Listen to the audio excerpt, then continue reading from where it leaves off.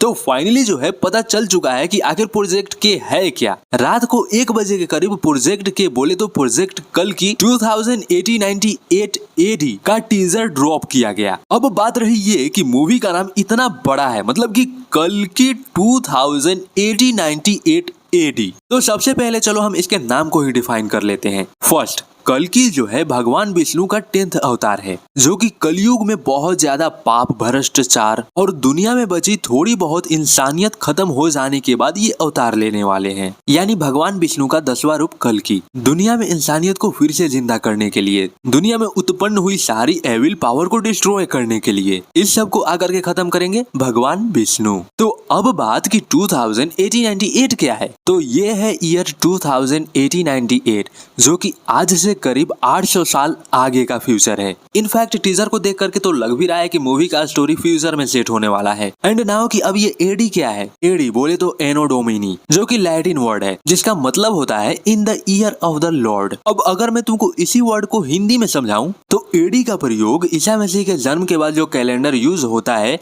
उसे एडी कहते हैं। खैर ये सब तो था टाइटल का डिफिनेशन। अब बात कर ले अगर टीजर के बारे में या फिर फर्स्ट ग्लिम्स के बारे में। अब जैसा कि मैंने तुमको बताया कि भगवान विष्णु का जो 10th अवतार है कल्कि, जो दुनिया को एविल पावर से प्रोटेक्ट करेंगे, उनको इस मूवी में दिखाया गया है प्रभास के जरिए। बोले तो ये भगवान विष्णु का 10th रूप कल्कि है, जो कि फ्यूचर यानी 2098 में कल्कि के रूप में जन्म लेकर के दानवों का उद्धार करेंगे। अब तुम्हारे दिमाग में एक चीज जरूर खटक रही होगी कि मूवी ड्यून की तरह क्यों झलक रही है, कहीं ये लोग उस मूवी की कॉपी तो नहीं कर रहे हैं? तो नहीं। अब चूंकि मूवी फ्यूचर में सेट है तो ऑब्वियसली सी बात है कि उस समय तक तो दुनिया की आबादी इतना बढ़ चुका होगा कि खाने पीने के भी लाले पड़े होंगे। पोल्यूशन के कारण जमीन भी उपजाऊ नहीं रही होगी, हर तरफ जमीन सूखी एंड रेतीली हो चुकी होगी, जिस वजह से इंसान को एक बूंद पानी भी नहीं नसीब होगा। तो अब तुम मुझे बताओ कि ऐसे हालात में उस समय क्या ड्यून जैसा इन्वायरमेंट नहीं होगा? ऑब्वियसली सी बात है कि होगा। हाँ, अब अगर ड्यून जैसे इन्वायरमेंट को ना डाल करके हरा भरा दिखाया जाए तब यहाँ पर पब्लिक को खटकती कि इतने सालों बाद भी इतना ज्यादा साफ सुथरा इन्वायरमेंट, तो इस वजह से मूवी तो ऐसे ही ट्रोल होने लगेगी। जब एक पोस्टर की वजह से मूवी को लोग इतना ट्रोल करने लगे थे, वो तो टीजर ने लाज रख लिया। अदरवाइज पब्लिक तो यही समझ रही थी कि ये लोग फिर से आदि पुरुष वाली गलती ना कर दें। खैर ऐसा नहीं होगा, क्योंकि टीजर देख रहे हो कितना अच्छा है, आदि पुरुष की तरह नहीं। उसका तो सिर्फ टीजर ही आया था तो कितना बवाल मचा था। अब जब एक गलती हो गई और ये लोग फिर से उसी गलती को दोहराएंगे तो पब्लिक इनको क्या बोलेगी, मूर्ख ही ना। लेकिन नहीं,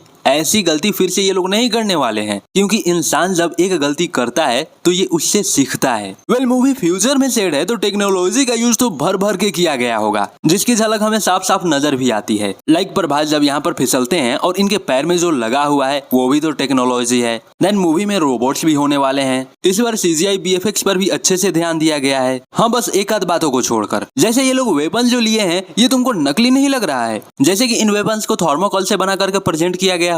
खैर ये सब बात तो अलग है। खैर इस बार असली के इंसान और कॉस्ट्यूम्स डाले गए हैं। लेकिन एक सेकेंड, मैं इस मूवी को किसी मूवी से कंपेयर कर रहा हूँ क्या, आदि पुरुष से? बट इन दोनों के मूवी के डायरेक्टर तो अलग अलग हैं, बट पैसे तो सेम ही लगे हुए हैं। उसमें भी 600 करोड़ और इसमें भी 600 करोड़। ये हटाओ, दोनों चीज अलग अलग हैं, कंपेयर ना करो। खैर ये तो टीजर था और टीजर में तो सिर्फ एक्टर्स के लुक्स एंड थोड़े बहुत CGI BFX दिखा दिए जाते हैं, बट असली माल तो ट्रेलर में होता है। तो अब ट्रेलर को आने दो, देखते हैं कि उसमें क्या पता चलता है। बाकी अभी तो मूवी को आने में अप्रॉक्स 6 महीने से कम का भी समय बचा हुआ है, यानी मूवी आने वाली है 12 जनवरी 2024 को। तो तब तक हम वेट करते हैं ट्रेलर के आने का। बाकी अब तुम चैनल को सब्सक्राइब करना चाहते हो तो कर दो, वीडियो को भी लाइक कर देना। मैं मिलता हूँ किसी और नेक्स्ट वीडियो में, तब तक के लिए बाय बाय।